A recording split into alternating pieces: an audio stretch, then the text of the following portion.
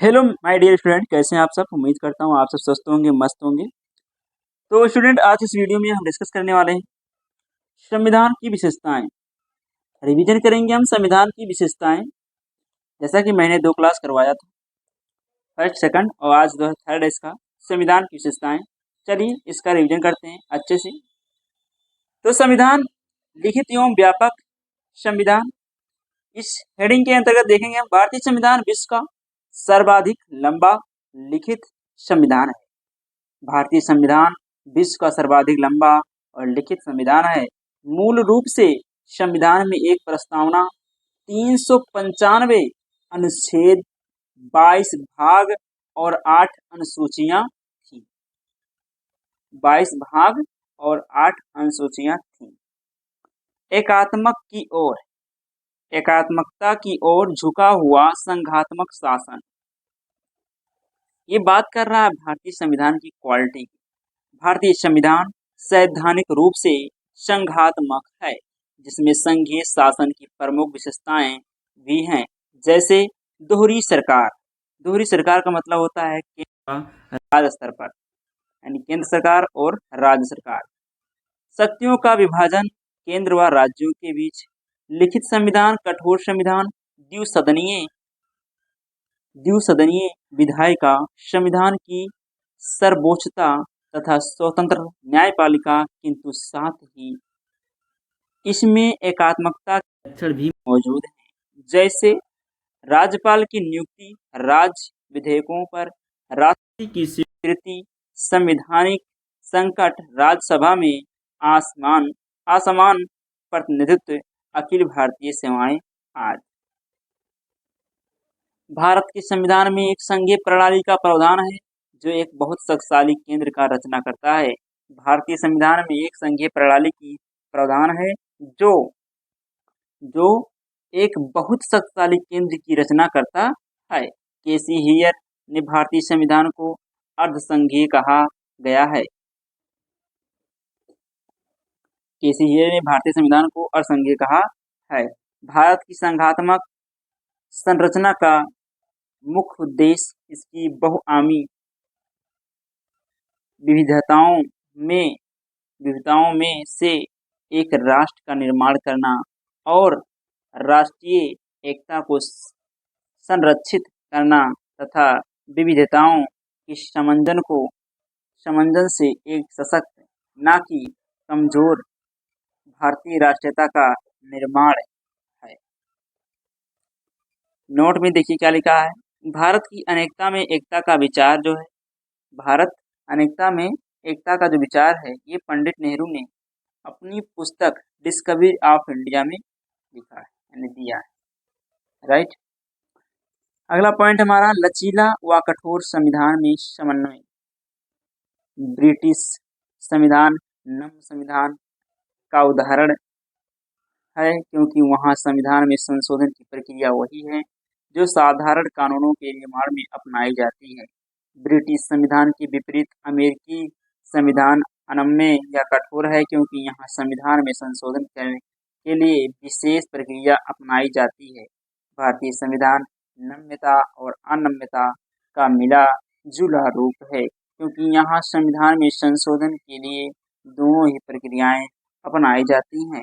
संविधान के कुछ उपबंध तो संसद द्वारा साधारण बहुमत से संशोधित किए जा सकते हैं, जबकि कुछ विषयों में संशोधन के लिए संसद के विशेष बहुमत तथा राज्यों के अनुसमर्थन की भी आवश्यकता होती है। तो ये था एक पॉइंट, ये था संविधान की विशेषता का।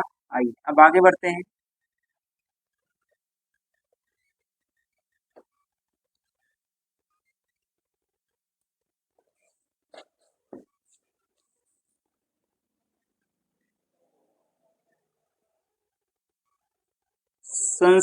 संसदात्मक व्यवस्था। भारत में संसदीय व्यवस्था को ब्रिटेन से ग्रहण किया गया है। जो संसदीय व्यवस्था है, इसको कहाँ से ग्रहण किया गया है? ब्रिटेन से। ब्रिटेन से इसको ग्रहण किया गया है। संसदीय शासन में कार्यपालिका अपने कार्यों के लिए व्यवस्थापिका के प्रति उत्तरदायी होती है। नोट्स में देखने क्या लिखा है। यूके ने वेस्टमिनिस्टर संसदीय प्रणाली को विकसित किया है। यूके ने वेस्टमिनिस्टर संसदीय प्रणाली को विकसित किया है। अगला पॉइंट है लोकतांत्रिक गणराज्य, जिसका अभिप्राय है कि भारत का राष्ट्र प्रमुख वंशानुगत न होकर जनता द्वारा प्रत्यक्ष या अप्रत्यक्ष रूप से निर्वाचित होगा। अगला पॉइंट है मौलिक अधिकार। भारतीय संविधान द्वारा नागरिकों को कुछ मौलिक अधिकार भी प्रदान किए गए हैं जो व्यक्ति के व्यक्तित्व के विकास के लिए आवश्यक तथा जो सरकार की मनमानी पर रोक लगाते हैं। मौलिक अधिकार राज्य के विरुद्ध नागरिकों के दावे हैं। यह सरकार अपनी मनमानी करती है तो हम मौलिक अधिकार के से अपना क्या है उसका विरोध कर सकते हैं, उस पर रोक लगा सकते हैं। चलिए अगला पॉइंट है नीति निर्देशक तत्व। तो नीति निर्देशक तत्वों को न्यायालय के माध्यम से प्रवृत्त नहीं कराया जा सकता है, किंतु इन्हें देश के शासन के लिए मूलभूत समझा जाता है। नीति निर्देशक तत्वों की संकल्पना आयरलैंड के संविधान से ग्रहित किया गया है, यानी आयरलैंड के संविधान से इसको ग्रहण किया गया है या आयरलैंड की संविधान से नीति निर्देशक तत्व को ग्रहण किया गया है। आइए आगे बढ़ते हैं। मूल कर्तव्य। भारतीय संविधान नागरिकों के अधिकारों को प्रदान करने के साथ साथ उनके राष्ट्र के प्रति कुछ कर्तव्यों का भी निर्धारण करता है। पहला है पंथ निरपेक्ष राज। पंथ निरपेक्ष राज से तात्पर्य है कि राज्य का अपना कोई धर्म नहीं होता और न यह धार्मिक आधार पर नागरिकों के साथ भेदभाव नहीं करता है। यद्यपि पंथ निरपेक्ष शब्द संविधान की प्रस्तावना में 42वें संशोधन 1976 द्वारा जोड़ा गया। कब जोड़ा गया था? 42वें संशोधन के द्वारा। अगला पॉइंट है एकीकृत स्वतंत्र एवं निष्पक्ष न्यायपालिका। एकीकृत से तात्पर्य है कि न्याय व्यवस्था में सर्वोच्च न्यायालय शीर्ष है। भारत में न्यायालय का एकल तंत्र केंद्र के साथ साथ राज्यों पर भी लागू होता है, अर्थात केंद्र व राज्य में न्यायिक एकरूपता पाई जाती है, जबकि अमेरिका में संघीय कानूनों को संघीय न्यायपालिका सर्वोच्च न्यायालय तथा राज्य कानूनों को राज्य न्यायपालिका उच्च न्यायालय लागू करती है। अगला इसमें है शक्ति पृथक्करण। संविधान द्वारा न्यायपालिका को कार्यपालिका तथा विधायिका से स्वतंत्र एवं अलग रखने का प्रयत्न किया गया है। इससे हेतु अनेक प्रावधान किए गए हैं, जैसे न्यायाधीशों के कार्यकाल की सुरक्षा, न्यायाधीशों के वेतन भत्ते तथा अन्य खर्चे, संचित निधि पर भारित न्यायाधीशों के कामकाज पर विधायिका में चर्चा पर रोक, न्यायिक अवमानना पर दंड देने की शक्ति, सुविधाओं में अलाभकारी परिवर्तन नहीं तथा सेवानिवृत्ति के बाद अदालत में कामकाज पर रोक। अगला पॉइंट है संसदीय संप्रभुता एवं न्यायिक सर्वोच्चता में समन्वय। भारत में संसदीय व्यवस्था ब्रिटेन से, जबकि न्यायपालिका की सर्वोच्चता का सिद्धांत अमेरिका से ग्रहण किया गया है तथा इन दोनों व्यवस्थाओं को अपनाते हुए भारतीय परिस्थितियों के अनुसार संतुलन बनाने का प्रयास किया गया है। अगला पॉइंट है ब्रिटिश संसद के विपरीत भारतीय संसद संप्रभु नहीं है। नेक्स्ट पॉइंट है भारतीय संविधान द्वारा न्यायपालिका की सर्वोच्चता के स्थान पर संविधान की सर्वोच्चता को महत्व दिया गया है। अनुच्छेद 21 के संदर्भ में भारतीय संविधान में विधि द्वारा स्थापित प्रक्रिया का उल्लेख है, अर्थात संविधान में लिखित विधि सर्वोच्च है, जबकि अमेरिका में विधि की समयक प्रक्रिया का उल्लेख है और विधि की समय प्रक्रिया क्या होगी इसकी व्याख्या का अधिकार न्यायपालिका को है। अगला है न्यायिक पुनर्विलोकन की व्याख्या। न्यायिक पुनर्विलोकन का तात्पर्य है कि न्यायपालिका, कार्यपालिका तथा विधायिका के कार्यों की संवैधानिकता की जांच की जा सकती है तथा संविधान के विरुद्ध पाए जाने पर न्यायालय ऐसे कार्यों को अवैध घोषित कर सकता है। अगला है एकल नागरिकता। अमेरिकी संविधान के विपरीत भारतीय नागरिकों को इकहरी नागरिकता प्राप्त है। सार्वभौम वयस्क मताधिकार। भारतीय संविधान द्वारा नागरिकों को बिना किसी भेदभाव के वयस्क सार्वभौम मताधिकार प्रदान किया गया है। यह अल्पसंख्यकों को अपने हितों की रक्षा करने का अवसर देता है तथा कमजोर एवं पिछड़े वर्गों की लोकतंत्र में भागीदारी के माध्यम से उनमें आशा की नई उम्मीद जगाता है। आपातकालीन प्रावधान आपातकाल के साथ साथ देश के राजनीतिक तंत्र संघीय ढांचा बिना किसी संविधान संशोधन के एकात्मक ढांचे में परिवर्तित हो जाता है, जो भारतीय संविधान की अद्वितीय विशेषता है। नेक्स्ट पॉइंट है त्रिस्तरीय शासन व्यवस्था। मूल रूप से संविधान में द्विस्तरीय सरकार की व्यवस्था थी तथा केंद्र की सरकार तथा राज्य की सरकार, किंतु 73वें व 74वें संविधान संशोधन द्वारा स्थानीय सरकार की व्यवस्था करने के बाद भारत में त्रिस्तरीय सरकार की स्थापना हो गई, जो विश्व के अन्य किसी भी संविधान में नहीं है।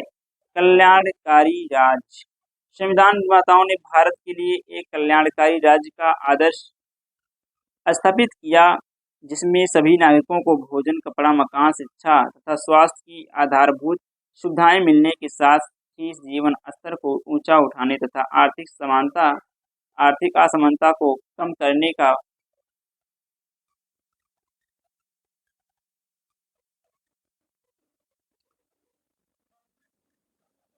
भोजन, कपड़ा, मकान तथा शिक्षा तथा स्वास्थ्य की आधारभूत सुविधाएं मिलने के साथ साथ जीवन स्तर को ऊंचा उठाना तथा आर्थिक असमानता को कम करने का समान अवसर भी मिले।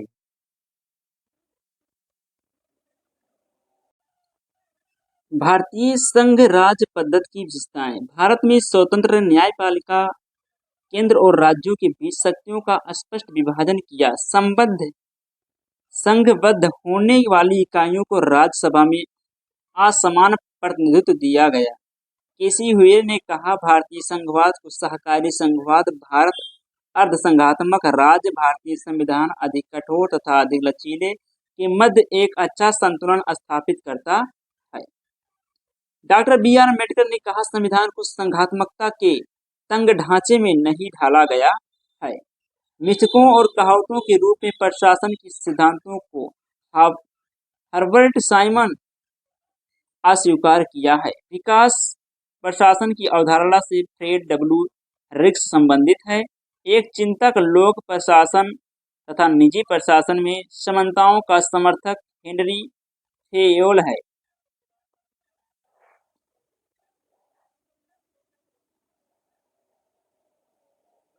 यदि हमारी सभ्यता विफल होती है तो यह मुख्यतः प्रशासन के ध्वस्त होने के कारण होगा। यह कथन W.B. डॉनहम द्वारा दिया गया। गणतंत्रीय अवधारणा से संबंधित एक राज्य जिसमें जनता सर्वोच्च हो, सर्वोच्च शक्ति निर्वाचित प्रधान में निहित हो तथा एक ऐसी सरकार जो जनता द्वारा निर्वाचित प्रतिनिधियों की हो। किसी देश के संविधान के मुख्य प्रयोजन को सर्वोत्तम रूप से प्रतिबिंबित सरकार की शक्तियों को परिभाषित और सीमाबद्ध करता है। संवैधानिक सरकार जो व्यक्ति की स्वतंत्रता के हित में राज्य की सत्ता पर प्रभावकारी प्रतिबंध लगाती है।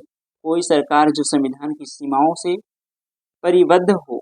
समाज में समानता के होने का एक निहितार्थ यह है कि उसमें विशेष अधिकारों का अभाव है।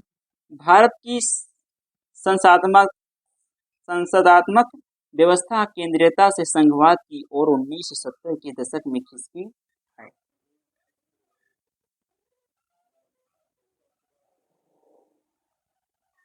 अब आ गया आपका भारत की अनुसूचियां। प्रथम अनुच्छेद 1 से 14 राज्य तथा संघ राज्य क्षेत्र का वर्णन। द्वितीय संचित निधि पर भारित वेतन का उल्लेख।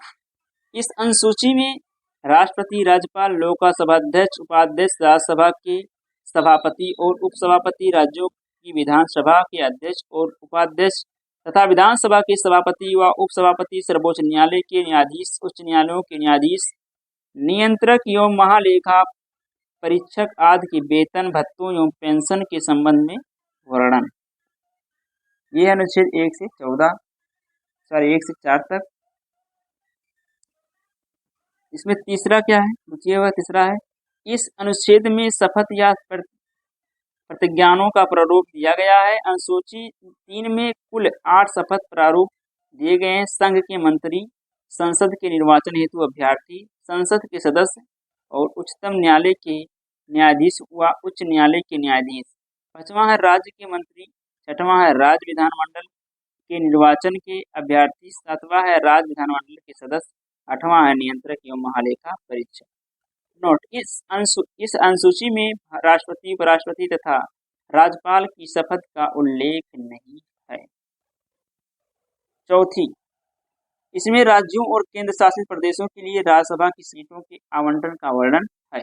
5वीं, इसमें इस अनुसूची में अनुसूचित क्षेत्रों और अनुसूचित जनजातियों के प्रशासन और नियंत्रण से संबंधित प्रावधान है।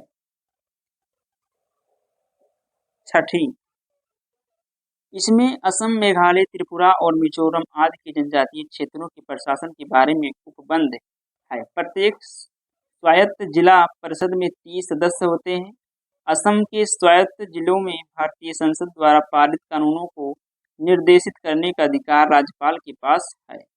7वीं, इसमें अनुच्छेद 246 के द्वारा केंद्र और राज्यों के मध्य विधायी शक्तियों के विभाजन का वर्णन है। ये शक्तियां संघ सूची, राज्य सूची व समवर्ती सूची में विभक्त हैं।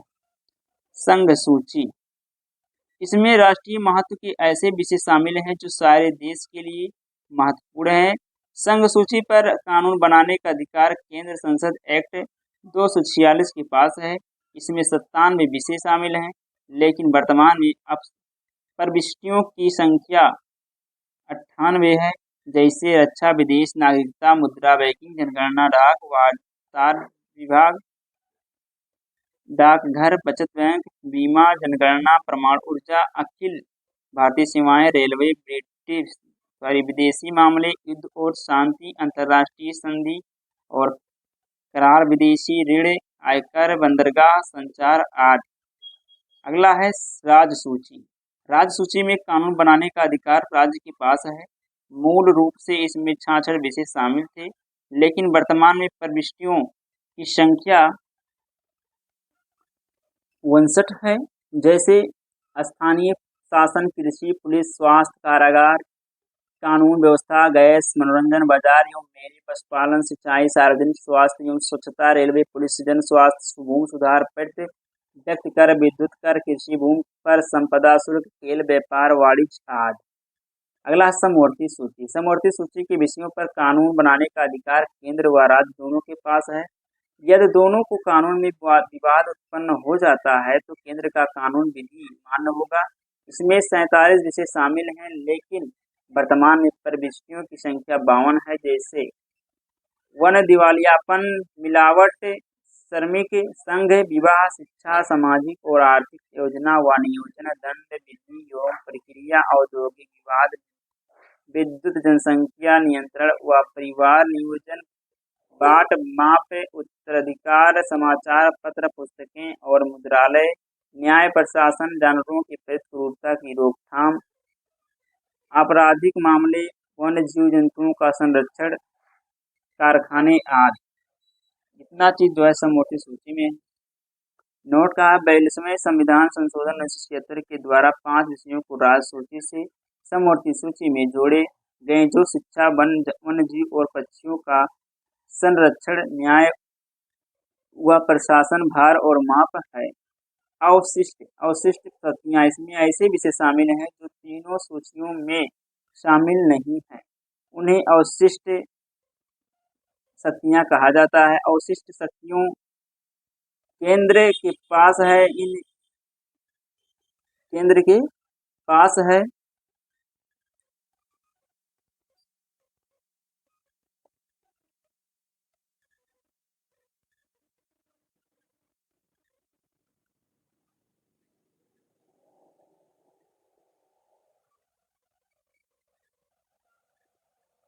केंद्र के पास है इन विषयों पर संसद कानून बना सकती है। अवशिष्ट शक्तियों का उल्लेख संघ सूची की प्रविष्टि संख्या 97 में और अनुच्छेद 248 में है। अवशिष्ट शक्तियों कनाडा के संविधान से ली गई है, जैसे साइबर कानून, अंतरिक्ष अनुसंधान, वन मजदूर संघ, गोद लेना आदि। 8वीं, संवैधानिक मान्यता अपराध भाषाओं का उल्लेख है। प्रारंभ में 14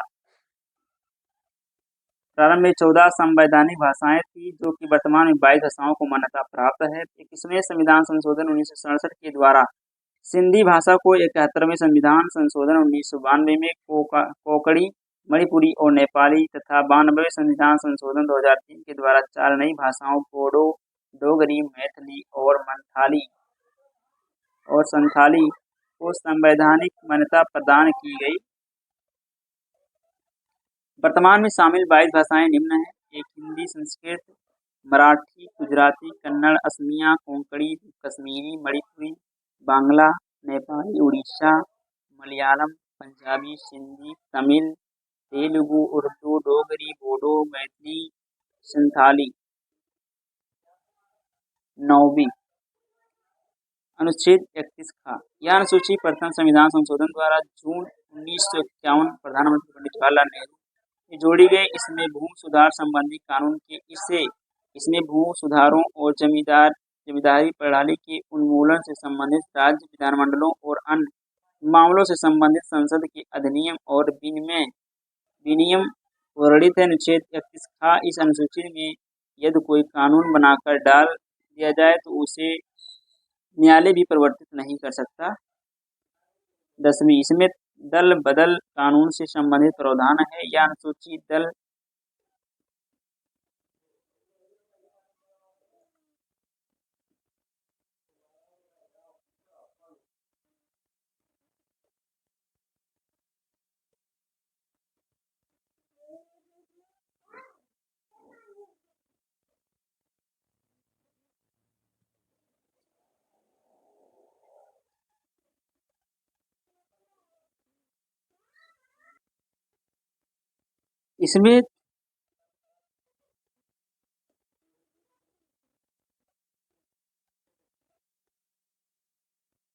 इसमें दल बदल जो परिवर्तन के आधार पर निर्भरता के बारे में उपबंध करती है। 52वें संविधान संशोधन द्वारा 1985 के द्वारा यह अनुसूची जोड़ी गई। 91वें संविधान संशोधन 2003 के द्वारा 10वीं सूची में संशोधन किया गया है। इस संशोधन का उद्देश्य दल बदल रोकने के साथ साथ केंद्र व राज्यों के मंत्रिपरिषद का आकार निश्चित करना है। 11वीं अनुच्छेद 243A, अनुच्छेद 243O तक 73वें संविधान संशोधन अधिनियम 1992 द्वारा पंचायती राज संस्थाओं को संवैधानिक मान्यता प्रदान कर 11वीं अनुसूची में जोड़ी गई और संविधान में एक नया भाग 9 पंचायतें नाम से और अनुच्छेद 243 का से 243 ए से 243 ओ तक जोड़े गए। इसके अंतर्गत 29 विषय शामिल किए गए हैं। 12वीं अनुच्छेद 243 से 243 ZG तक 74वें संविधान संशोधन अधिनियम 1992 द्वारा शहरी स्थानीय संस्थाओं को संवैधानिक मान्यता प्रदान की गई है। इसके अंतर्गत 18 विषयों को शामिल किया गया है। इस संविधान संशोधन द्वारा संविधान में एक नया भाग 9 का नगरपालिकाएं नाम से हुए अनुच्छेद 243 से 243 ZG तक जोड़े गए।